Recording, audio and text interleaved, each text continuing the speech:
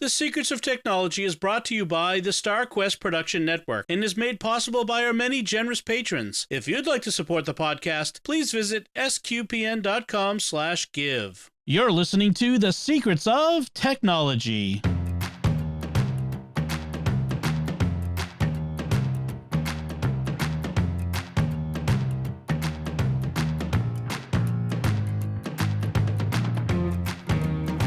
Hi, I'm Dom Bettinelli, and you're listening to The Secrets of Technology, where we discuss the technology news that's important to you from a uniquely Catholic point of view. And joining me today on the panel are Father Joseph Sund. Hi, Father. Greetings. And Victor Lambs. Hey, Victor. Hi, Dom. Before we get into things, I want to tell you about a show that you are sure to enjoy. Another show on the StarQuest Network called, I can't believe if you haven't even heard of this yet. Maybe you haven't, though. Jimmy Akin's Mysterious World. Super big hit. Lots of people listening to this every week. It is a lot of fun. You should check it out. It's at sqpn.com/mysterious or wherever fine podcasts are found. Jimmy Akin's Mysterious World.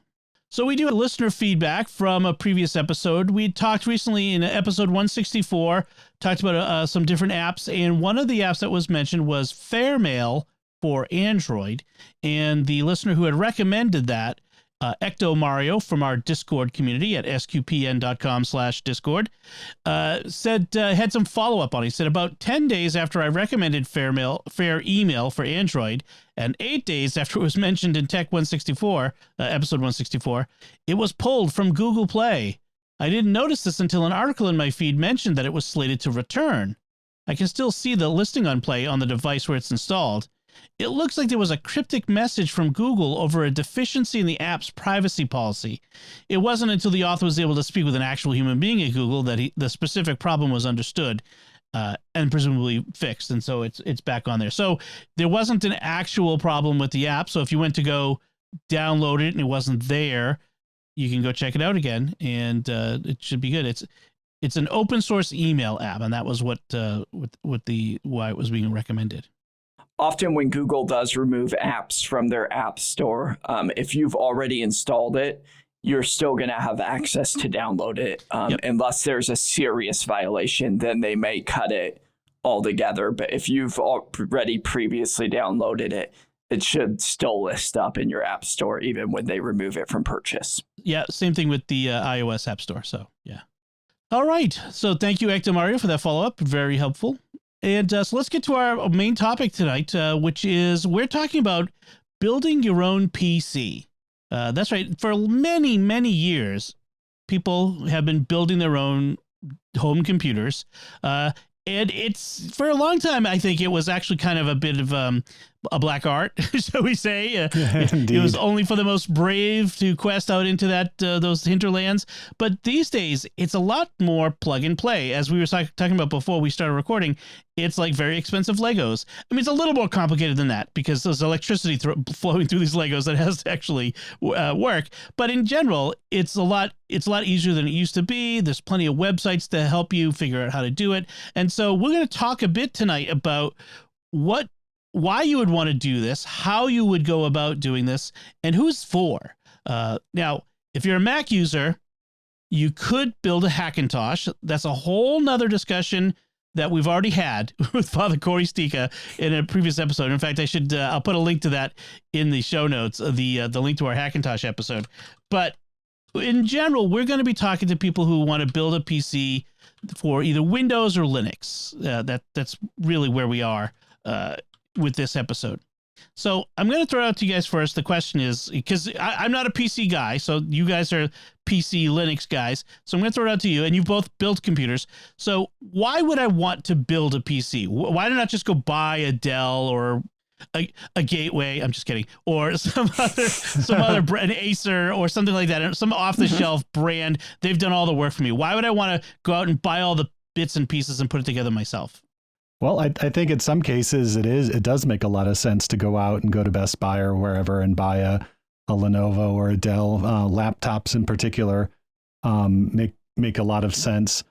But once you start using a computer for more than just basic, word processing or surfing the web, you're going to find that a lot of the builds that you can buy in a store or that you can order they miss the mark in one or more areas. Like they don't offer the right combination of storage, or I want this processor with this RAM and an SSD, but nobody really offers that at a good price.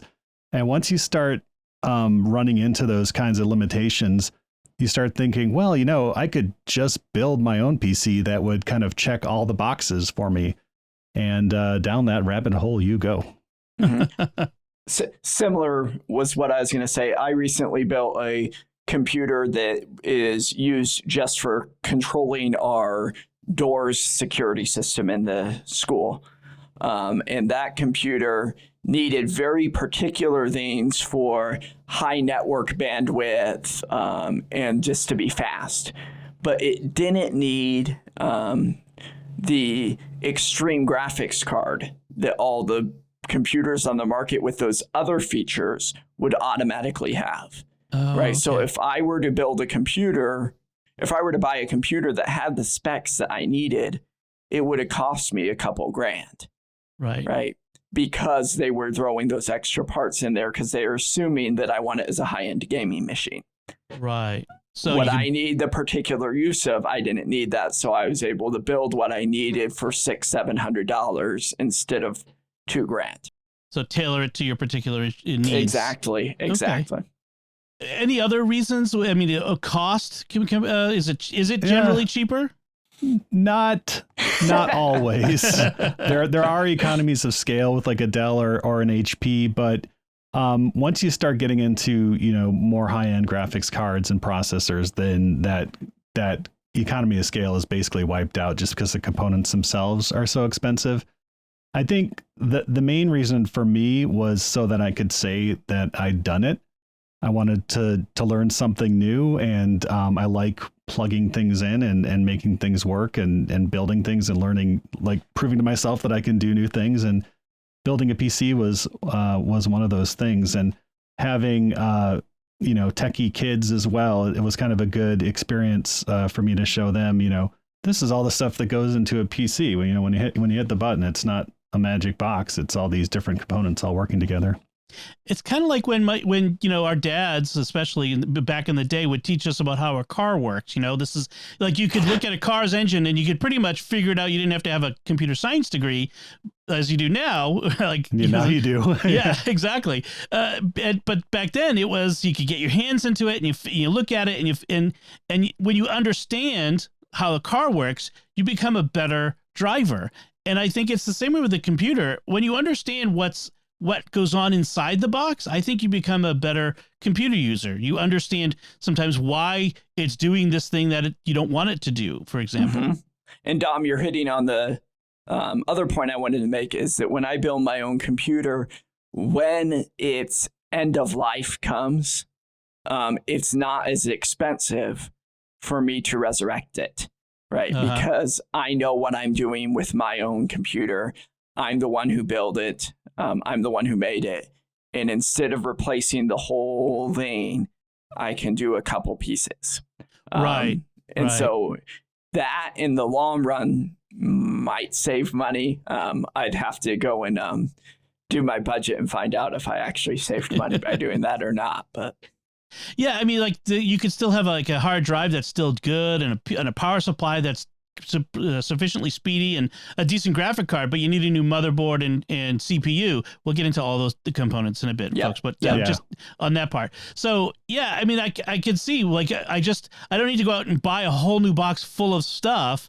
I could just buy a couple components and keep this thing going for a few more years, and it's almost like having a new computer. Exactly, and that's the current PC I use for a lot of audio production. I wanted to get back into audio production. I needed a faster PC. Looked at what it would cost to build one, but a few years prior, I had built this kind of retro gaming PC, and I wasn't doing a lot of retro gaming. So I said, well, with a new CPU, a new motherboard, some RAM, and a solid state drive, I can have this, fully spec'd audio, editing and production PC that I want. And, it cost me 1/3 of what a new one would have.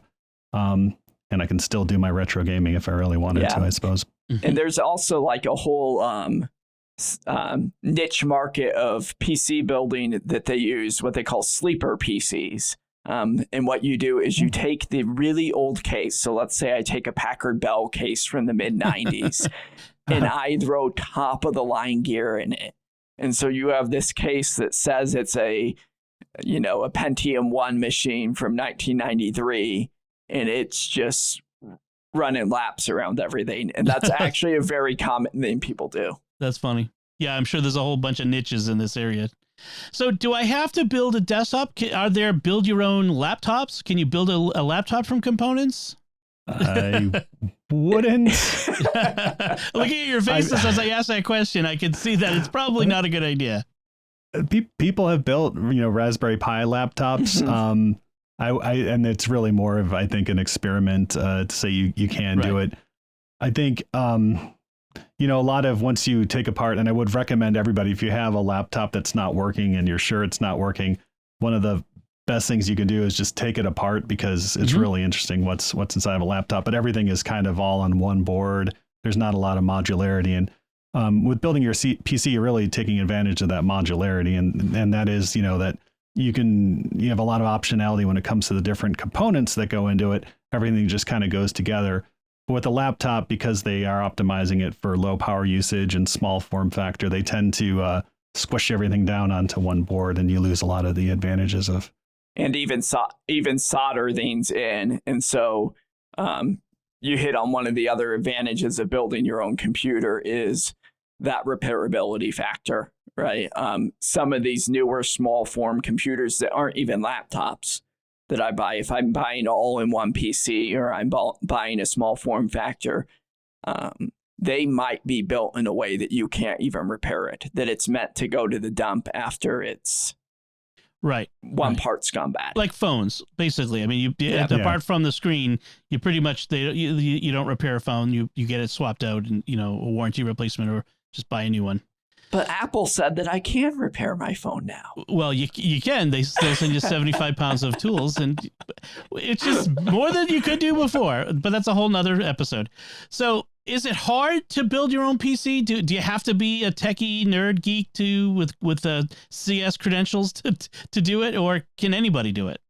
You have to be willing to do your own research, and you have to be willing to roll up your sleeves and have a high tolerance for frustration if things don't really work the first time. And you have to accept that, if things don't work the first time, you're going to be spending a couple hours on Google to figure things out. Yes. It's rare, but those things happen. You don't need to be a techie.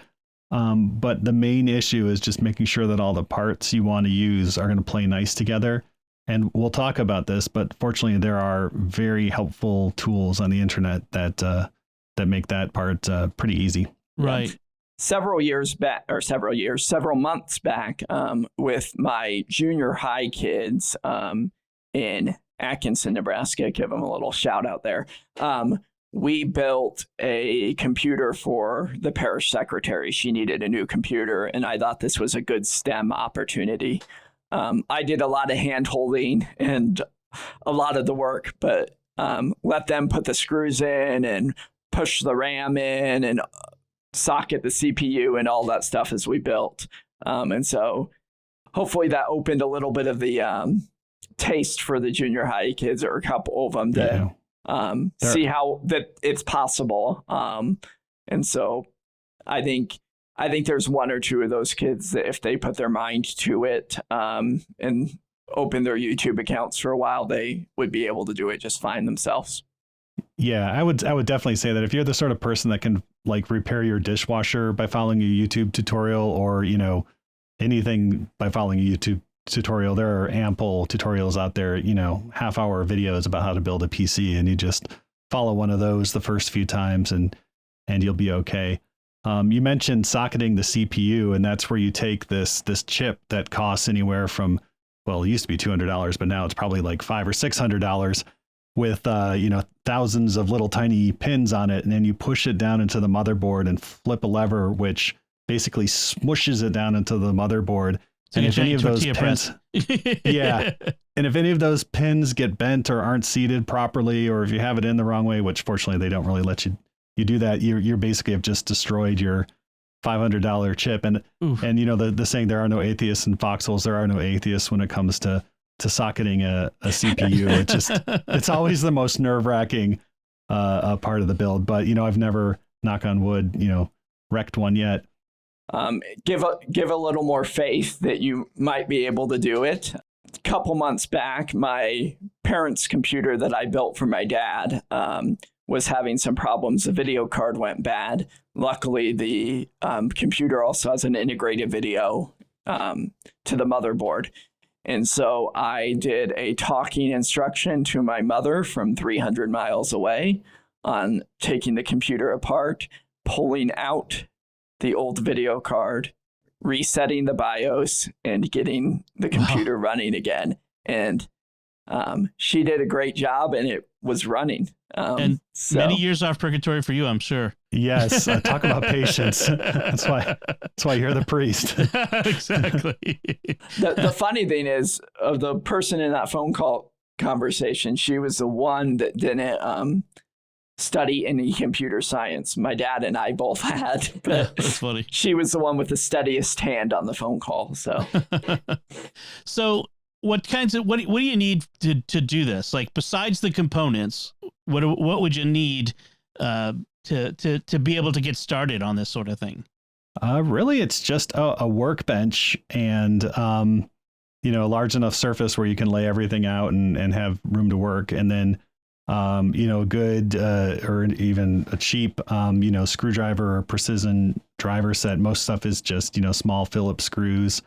A lot of the motherboards and cases and components come with all the cables and screws you need, but occasionally you'll still be placing like a rush Amazon order or trying to find a computer store to get one more hard drive cable or something, or one with a right angle connector that bends a certain way or something. But it's not a lot, just the components, a good tutorial on YouTube to walk you through it. And I think we'll talk about it, but PCPartPicker.com is your best friend when it comes to picking components and making sure that they're compatible. And patience. Yeah. And about how long, like, let's assume we don't assume with pie in the sky that you don't have things that will send you out to Best Buy or have to go look on Google for 2 hours, but just assume everything goes right and the assembly goes as planned.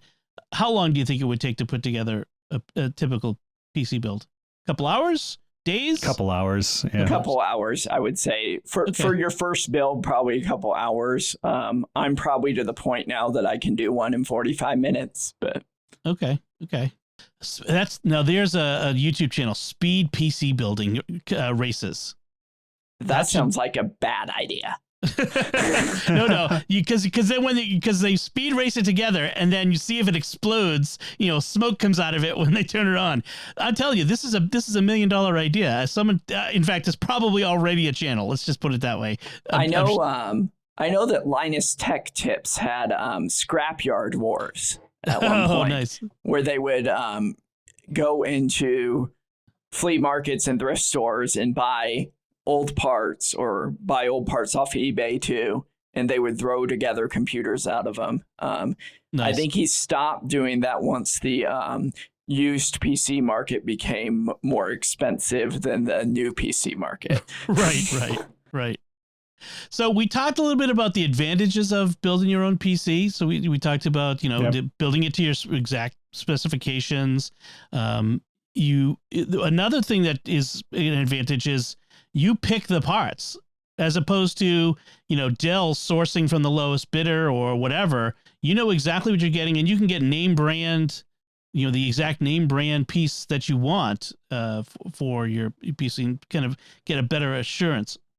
That was a big thing for me. As I started, when my son wanted a gaming PC and we were talking about how he could, get that, I started looking at these, high end, not even high end, but, reasonable end gaming PCs, the custom build your PC, and then you start reading reviews and it's like, they used reused parts or, that sort of thing. And, it was enough to make me think, gosh, I really want control. I want to make sure I'm using, new parts, I want to make sure I have, some control over, the quality of what's going into it as well. So, that was a big thing for me too. And what components will I need to build a PC? Well, like what is it I'm going to need to buy when I'm out there? So I mean, we talked about a CPU, but that's not a whole computer. What else is on the menu? Yeah, let's start with the base. You need a case to put it in, right? Right. And I mentioned that you might have a case laying around, but you have to be careful because there's specific form factors, is what they call, of the case. So there's motherboards are sized on certain sizes, and as we talked about PC Part Picker, that's going to help you out a lot. So if you want to start with your form factor that you want to have the size of your computer, then I would choose your case first, because then it's going to help you to make sure that you get the right size of everything fitting. Right. If I'm more worried about power and things, then I want to look at my CPU first and then choose the motherboard and then choose. So it's, I would really say what I'm looking at first depends on what my priorities are. Okay. So we need a case. What else do we need? Yeah, and things you might not even think of, like a power supply. You might think, what's going to supply power to my computer? And it's not just as simple as plugging in a power cord. Every component in your computer, from the motherboard to the video card to the fans, and we'll talk about fans because you need those. These things get very hot, but the disk drives all need to be powered, and so you need a power supply that's what they call modular, so that the different units and stuff are semi-modular, so that it can provide separate power cables to all these different components within the PC. And so it can turn into a rat's nest in there if you're not careful. So, cable ties and stuff help with that too. But, power and things you don't think of, like power supplies, fans, a cooler to put right on your CPU to channel heat away from your CPU. And these things do add up quick. So you might look at a CPU and a case and say, I can build a PC, but you have to be careful because it does add up. And some components are expensive. More so now, yeah. To go back to your power supply vein, when I'm worried about expense, the one area to not cut your expense on is your power supply. Right. Because if you're going to cut your expense on your power supply and then you have expensive parts behind that, a cheap power supply can ruin an entire computer. You've built your house on sand, essentially. Yes, exactly. And so you want to make sure that you're buying a well-reviewed and high-quality power supply. And you're not going to drive that power supply right to the edge of its capacity and running it hot all the time, because that will lessen its lifespan. So you want a power supply that can supply more power than you expect right at the beginning, and also to give you some room to expand, so that when you want to upgrade a CPU or a graphics card later, you don't have to replace the power supply at the same time. So you want to make sure that you get a power supply that's got some headroom, in a sense. Right. Like, go back to our car analogy here. I'm not going to buy a Geo Metro to be towing stuff. Yeah. Right. And so if I know I'm going to be towing stuff with my computer, I need to give the horsepower behind it to be able to run. And so to be able to do that and to plan for the highest use scenario. So that one time that I have to live stream video or whatever it might be, I have the power to do it, and I'm not running my computer to the edge. And then other things I think we might have mentioned memory or RAM, and then storage, the drives. And usually you get more than one drive. You'll have a drive that's a smaller drive that's just the operating system, and then a media drive that holds all your big files and stuff. And you usually get SSDs these days. Spinning drives are kind of out. Yep. And because SSDs are cheap enough that they really are worthwhile. And they're super fast. I still use hard drives for a lot of bigger files to keep a larger, like a 2 terabyte drive. Yep. And so I still do have a hard drive in my computer. You have to remember, though, that a hard drive is going to be slower and also is going to produce more heat than noise than your solid state drives. And so the upside of a hard drive, though, is that, and they really haven't had time to test this out yet, it's believed to still have a longer shelf life than the solid state ones. But they haven't been solid state haven't really been around long enough to prove us wrong on that one, though. A couple more decades. And if I had an older PC, even one that I had bought at Best Buy or, wherever I'd gotten it from, and, I was looking at one upgrade I could give to it that would really speed things up, I would probably clone. There's various software that you can use to clone drives. I would clone the drive that's in there if it's an old, mechanical spinny hard drive. Clone that to a solid state drive, put the solid state drive in that computer, and you will notice that it boots up in seconds instead of, You're minutes. Explaining what the joke I had with my principal in the high school for a while was the $50 fix. And that I would buy a solid state hard drive and maybe 4 gigabytes more of RAM, throw it in the teacher's computer, and they thought they got a new computer. And I saved myself $1,000 every single time. Right. And so that it works wonders. So let's talk about the buying the parts. And we've mentioned this a few times, but there's a website you ought to know if you're going to build your own PC. It's called PCPartsPicker.com. And it's a wonderful site because one thing you can do is you can go there and they have ready-made lists. Like if you want to build a gaming machine, if you just want to build an office productivity machine, a cheap one, a middle grade one, a really expensive one, and they have all these different lists.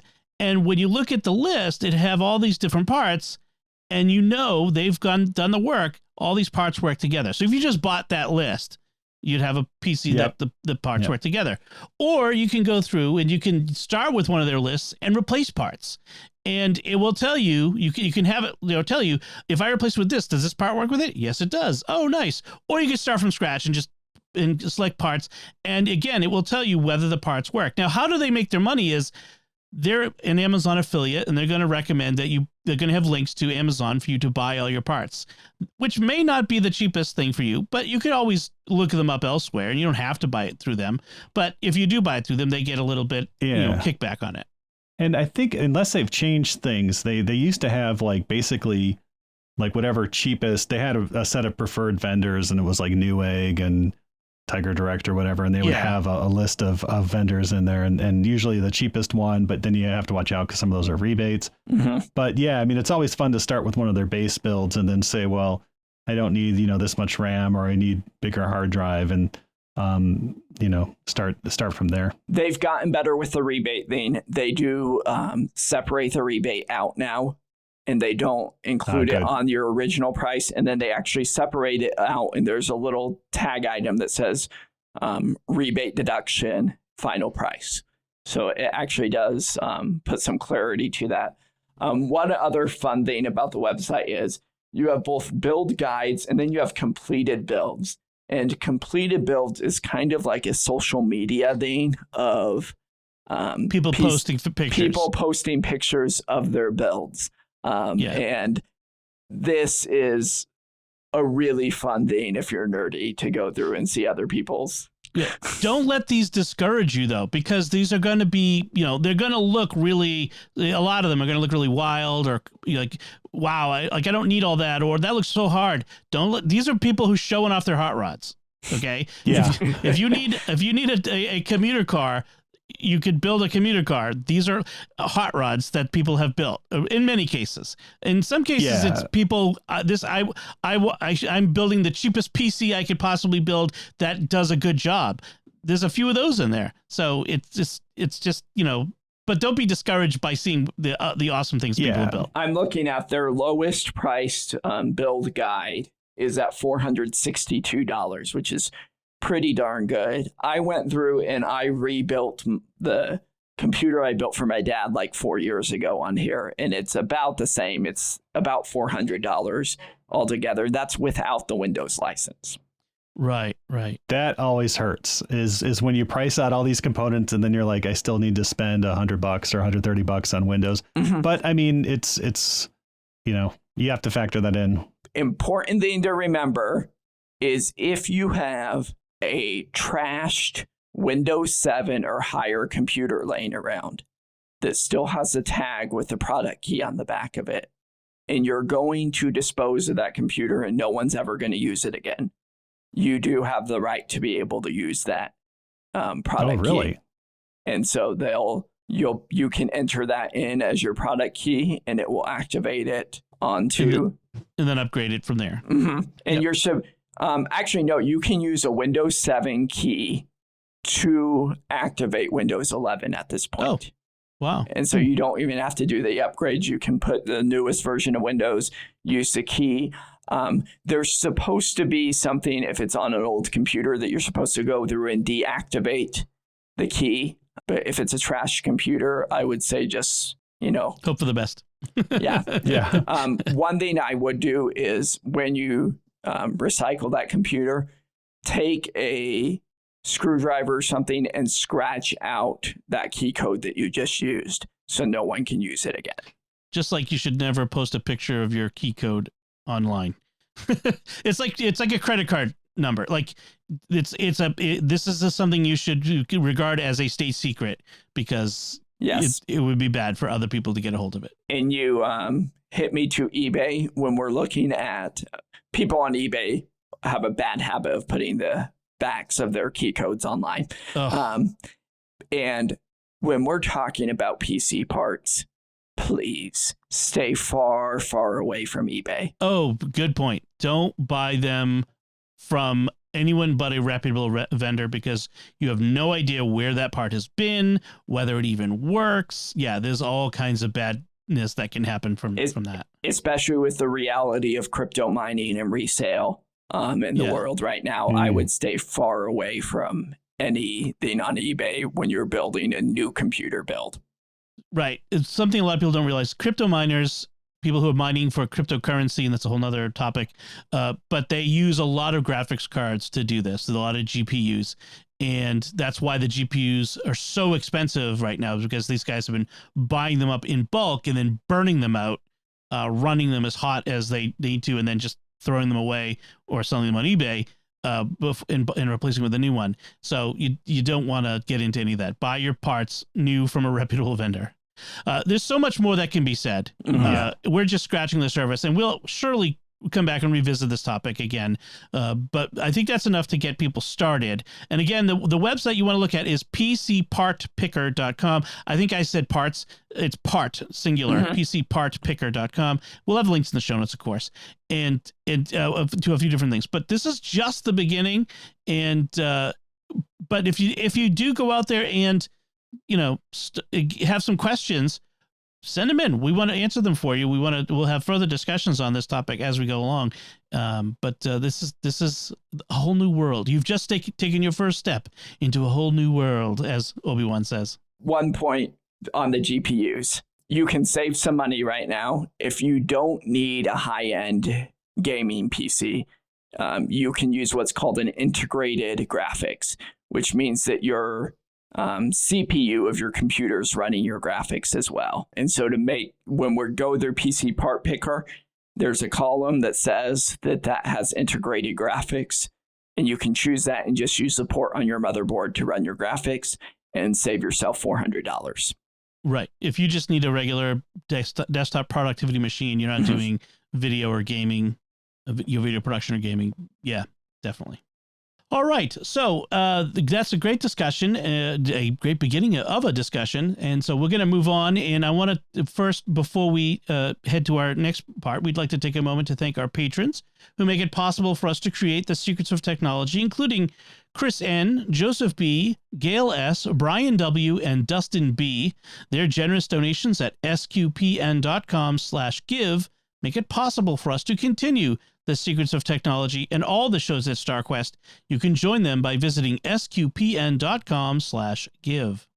And just an addendum that occurred to me before we move on to our headlines. I would love to build a PC myself. I've never done it. I don't own a Windows machine or Linux machine at this. Well, I actually have a Raspberry Pi. That doesn't count. I don't have a Windows machine right now, and I would love to. So before the next time we talk about this, I'll have done it, and I can talk a little bit about my experience as well. And that could be a follow-up to this. A Raspberry Pi does count as a computer. So if you do want to if you do want to dab your feet into building, Mhm. that might be a way to start yourself too. Yeah, actually, yeah. I mean, there's not a whole lot of building that goes on, but yeah, I mean, you get to put a case in, you get to put a heat sink on, you get to. Well, you don't even have to do the heat sink. I mean, you just get a case and a board and you put it in the case. But we're actually going to have, this is a bit of a preview and I didn't plan on saying it, but in a few weeks, we're going to have a Raspberry Pi expert on the show. Ooh. And so you're going to want to be sure to stay subscribed for that, because this is a friend of SQPN who is a well-known Raspberry Pi expert, and he's going to be joining us in talking about some of the amazing, crazy projects he's done with Raspberry Pis. Shh, no spoilers. No spoilers. Wow, that's exciting. As Doctor Who would tell us. Yes. Spoilers, sweetie. So let's move on to our headlines. And our first headline, I feel like we've always got a headline about some apps that have been spying on us. And well, the latest apps that have been spying on us, in CNN reports virtual learning apps tracked and shared kids' data and online activities with advertisers, report says. And the lead of the article is millions of students who participated in virtual learning during the COVID-19 pandemic had their personal data and online behaviors tracked by educational apps and websites without their consent, and in many cases shared with third-party advertising technology companies, a new report from Human Rights Watch has found. So they go through a bunch of information, and they said that 89% of the products reviewed across 164 products in 49 countries engaged in data practices that, quote, risked or infringed on children's rights. Now, before we get too far into this, I just kind of want to point out, it says 89% of them shared data of some kind, but the article doesn't tell us how many shared an amount of data that we would be concerned about. Like if it shares an IP address with the company, that's not necessarily concerning, especially if you are use a cable company for your internet access, like most people here in the US. Because that's a pooled address and it doesn't really give much information about you other than your general location within your state. It's a little bit of a clickbait headline, but there's still things to be concerned about here. Namely, the Children's Online Privacy Protection Act of 2000, which strictly prohibits collecting any data of minors under the age of 13 without, even with their consent, but without their parents' express consent. So, right. I mean, at best, this is troubling, and at worst, it's a gross violation of the law. They don't really get into that in this article. Yeah. The other thing that concerns me is that during the pandemic, a lot of these companies, the American ones especially, received large amounts of government subsidies. And so we were also funding those violations.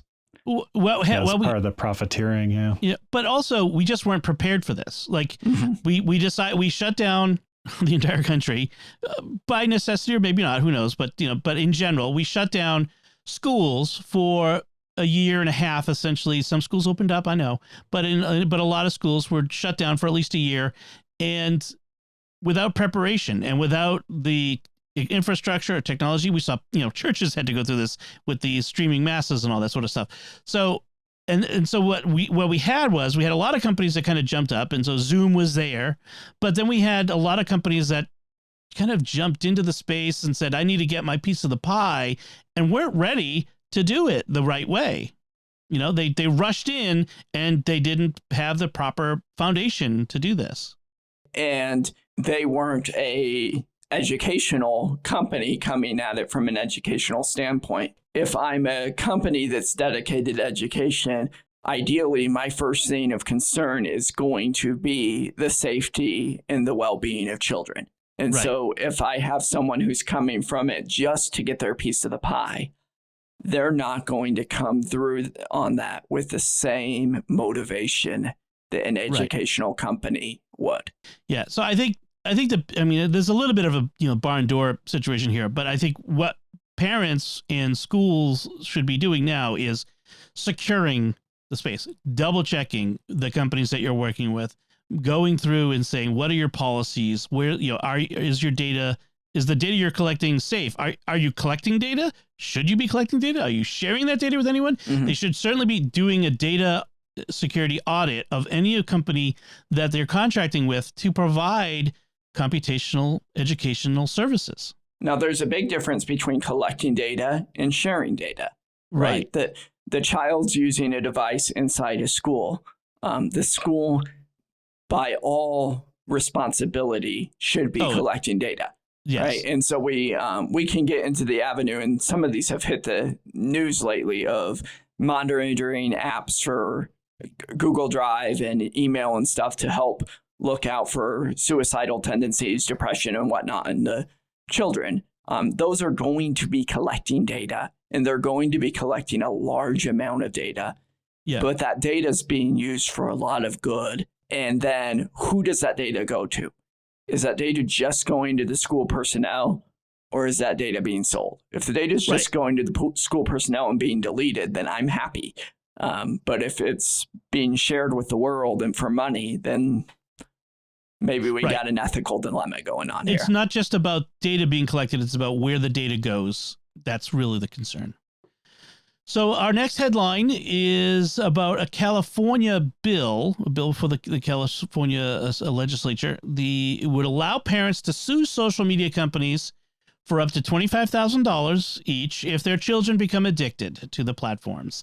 And what got me is this report that they cite back in 2018 that there's no solid evidence that people get addicted to social media. And I'm like, open your eyes. Who did you pay to come to that conclusion? Because frankly, I sometimes feel addicted to social media. I avoid things like TikTok and Instagram Reel because I have a hard time stopping scrolling.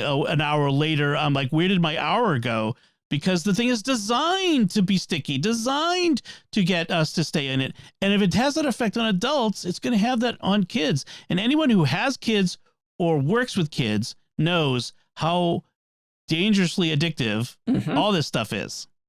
So I in some ways I kind of applaud it, because what this bill will do if it passes and passes the legal challenges that are sure to follow is it will hold these companies accountable for their tactics, like we saw in that documentary, The Social Dilemma, that are intended to make people addicted. Will it? I mean, these companies have pretty strong legal teams. I think they can get out of most of this. And I think there's a moral hazard here as well where, okay, I'm a parent. What steps am I taking to make sure my kid isn't becoming addicted to social media? I agree. And if my kid does become addicted to social media, well, there's a $25,000, payday in it for me. So I get, wow, that's a pretty bad parent, I guess. But well, sure. I mean, there are bad parents. So that's the moral hazard. It's the hazard is, I abdicate my role in parenting my child, and I'm compensated for it when something bad does happen. Okay, that's a fair point. We can look to the late 80s, early 90s, and Joe Cool with Camel, right? This is kind of a similar refrain that's being sung on this is their marketing practices what's leading to the addiction, right? That they're marketing something to children that they know is addictive. I would push back a little on that, in that it's not so much the marketing as it's the product itself. It's like, so it's not just that it's the cigarettes that were really addictive in that case. Joe Cool was getting the cigarettes into their mouths so that they would then become addicted. But so I guess it's a fine distinction. Yeah, because the product itself is all, in this case with social media, you're in a messy situation that the product is also the marketing. Right. That's true. And the burden is on the parents to prove that there was harm in this case, or on, the ambulance chaser or lawyers or whatever they'll bring these cases, right, to tort people. And I mean, the argument from a social media company would be like, there are, millions, billions of users of these products, and they don't suffer the same harm. So the product itself is not inherently harmful. It's, obviously something specific to your kid or to you, right? You have to prove that there was, that you were harmed in some way. And the fact is, a lot of people use these products and aren't harmed at all. I would say in general, to your previous point, Victor, is that as a parent, even my 16-year-old, not on any of the social media networks. The only social media that she has is a homeschool forum that she's she's part of with other kids, and even that we have to limit because otherwise she'd spend, my two oldest would spend hours and hours a day in there because it's social. They want to be social. Teenagers have a natural sociability to them in general, unless there's something wrong. But but naturally they have a sociability and they want to have those connections. And so as a parent, you've got to really lock it down and limit it if you can, because once you open the door, the horse is out of the barn. I've used that analogy twice, or that metaphor twice tonight. But once you've let them into social media, you can't stop it. You can't bring it back. Yeah, I mean, to be a parent these days, you really do have to be as wise as a serpent, right? And stay in tune to what your kids are doing. Keep tabs on them. What they're doing online.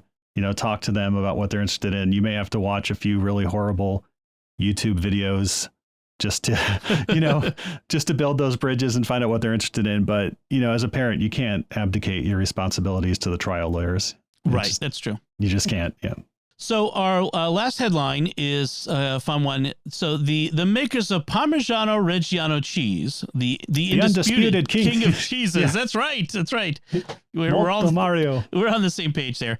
They're embedding tiny trackers in the cheese rinds to fight cheese fraud. I love this. So Parmigiano Reggiano is an expensive cheese. Like anybody who's bought some, and I have had to buy some, knows it's pound for pound. It's one of the most expensive cheeses that are out there. And the problem is where there's an expensive product that someone could slap a label on and sell, on something cheaper and sell it as the same thing, it'll happen.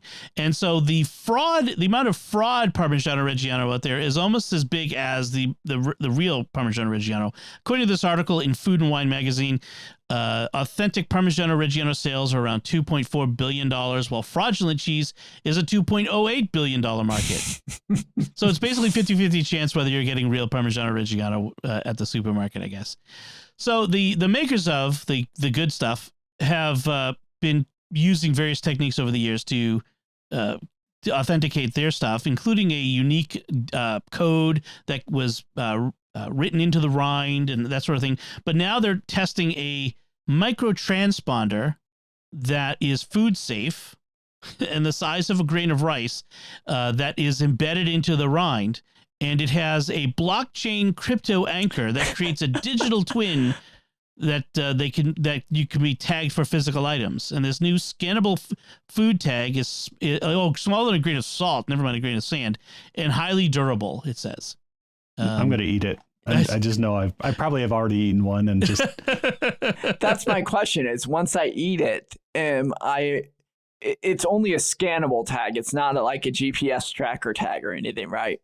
Right. Well, it's a scannable tag. You're not going to eat it because you can't eat the rind. That's that really. Oh, contraire. See, I don't know my cheese. I'm not going to eat the rind of a Parmigiano Reggiano. That thing is hard as a rock. Yeah, I know. You throw it in soups though, yes. and it thickens the soup and stuff. Yeah. Yeah. So it could. It is technically possible that the tracker could come out in your soup and you could eat it, but that's why it's food safe in teeny tiny small grain of sand. I think once you're boiling it, it probably might destroy the integrity of the chip. Yes, so they're not going to be tracking you or your digestion. But I mean, it's clever. I mean, it is a clever way that the high tech way of trying to get around a very old problem, which is counterfeiting of these things. I saw a statistic that said something like 80% of olive oil, extra virgin olive oil from Italy is fake. It's not real extra virgin olive oil. It's just regular old olive oil that is the mafia is selling as extra virgin. I mean, it's this is food fraud is a big problem, and I'm interested in seeing how these industries are getting around those problems. It's still olive oil, right? It's still olive oil. Yeah. Because we could talk to Jimmy Aiken and see if we're starting to get into problems of validity of sacraments if it wasn't olive oil. Well, let's see. There's in some cases it might be other kinds of oil that they're coloring, like other vegetable oils. So it may in fact be. So that's actually something worth considering. Now there are. Oh, that's a whole nother discussion. Scary. I could have a long discussion about food fraud and olive oil. We can bring that up to Jimmy. Yeah, I am a Bettinelli, so this is in my DNA. So So yeah. this is an Italian cheese, and will they do this with some of those kind of like stinky French cheeses as well? Like, and since they're putting chips in it, does that make those cheeses like a transbluminist? Sorry, it's best. That was a long way for that joke. I know, it's all I got. But I think in general, this would only work for hard rind cheeses, I would think. Yeah. I don't think it would work for the soft stuff. By the way, I just note that the president of the Parmesan Reggiano Consortium is Nicola Bettinelli, which is not the same as my last name, but that's pretty darn close, and I'll claim that anyway. Yeah, see if you get a discount. I was going to say, Nicola, it's your cousin from America. Can I come and taste some cheese? So that is, those are our headlines this time. Yeah. So that brings us to our picks of the week then. Father Joseph, you are up first. What is your pick of the week? My pick of the week is for those in the Mac Club. 2 apps that are online apps that, just disclaimer, do run better under a Chrome-based browser, so Google Chrome or Microsoft Edge. One is Mac OS, not Microsoft. Oh, Mac OS 8.app. And so this is an emulator online that lets you run an old Mac OS 8 machine online. This takes me back. And then the second one is like it, but it's going back if you would rather enjoy 55 megahertz or below. You could go system7.app. And this lets you do the holding. You could also do this on your own computer. I do have a Mac OS 8 emulator set up on my own computer. Oh my gosh. But I'm looking at the software that you can play in these. The software that he has in it is just amazing. So there's hours of fun. I'm having a moment here, folks. Disclaimer. I did tell Dom to look at this beforehand, so this reaction wouldn't happen on air. I know, and he did it. I wanted to have an authentic reaction, though. That's the thing. I mean, there is like A10 Hornet, F-18, A10 Warthog, F-18 Hornet. Yeah. Marathon 1 and 2, Civilization, Warcraft. And wow, you could play I played all of these things. Yep. Back in the day on my old System 7, System 8 days. And then look at the left corner of the monitor there. If you click that, it will put it full screen for you. The left corner. The little the little Apple logo on the left corner. The lower left? Yep. Oh, nice. Now I can't see you, but that's really awesome. Wow. And you said they have emulators you can download too, right? There's a piece of software, and I'm trying to remember the name of it. Let me go to my desktop here. It's called... We'll have to do some live streams of marathon sessions there. That was Bungie's first shooter, right? Yes. I'll send you for the show notes what the piece of software it is that I use. It's what he's using on the back end. But you would have to go and acquire all that software for yourself to do that. Right. I think I've got some zip disks with this stuff on it. But that is so awesome. Yeah, the original Marathon, I played so many hours of that when I should have been studying for finals and in Steubenville back in the mid-90s. If you have old software also, there's a little folder on the desktop of the app that allows you to drag stuff over into it and upload it to that computer. Oh, cool. And so you could the outside world, yeah. Yep, you could do the outside world, and you could drag stuff in there, and you even use some of your old games that you have and play it on there. Wow. Just clicking on things and opening windows and seeing the control strip, that so takes me back. I mean, this makes me such an old nostalgic man. But man, this is really awesome. I love the new fancy and all that, but I kind of miss the old stuff. You know, it's just, there's something about the nostalgia of it is big. It's like me missing Windows 3.1. There you go. That's a lot of fun. I mean, if it could only be better if it was Apple IIgs, that's for sure. That's the only way it would be better. All right. Awesome. Great picks. So, Victor, what do you got for us tonight? Well, I don't know how I can follow that, but two things I like to do is I like to make sounds and music, or just sounds even, and I like to connect things with wires. And so there's been a resurgence lately of modular synthesizers where you buy a number of various modules to put in a rack, and you can wire them together with cables, and you can basically build your own instrument or things that just play soundscapes if you let them go. Unfortunately, this is a very expensive hobby and takes up a lot of room, things I don't have a lot of. But within your PC or Mac, there are various pieces of software that let you experiment with, creating your own instruments or your own sounds using different, modules, the way, synthesizers used to be built, back in the 70s. And again, in a resurgence today. So one that I really like is Voltage Modular, which is by a company called Cherry Audio. And for the month of June, the base program is free for your PC or Mac, so you can try it out and see if you like it before you spend $25 on the full one.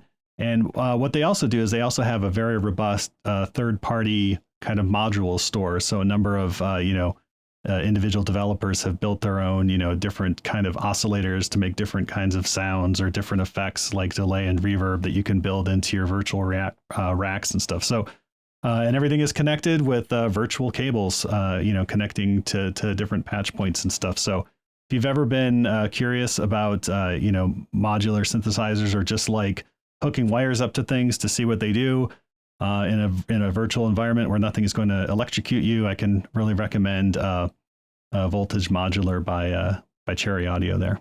The composer for the Mandalorian soundtrack, Ludwig Göransson, I saw a documentary about how he made the soundtracks, and he's got a room full of these modular synthesizers. Yeah. It's just amazing. So pretty wild. Yeah, I don't have a room, and one computer monitor is just fine for me.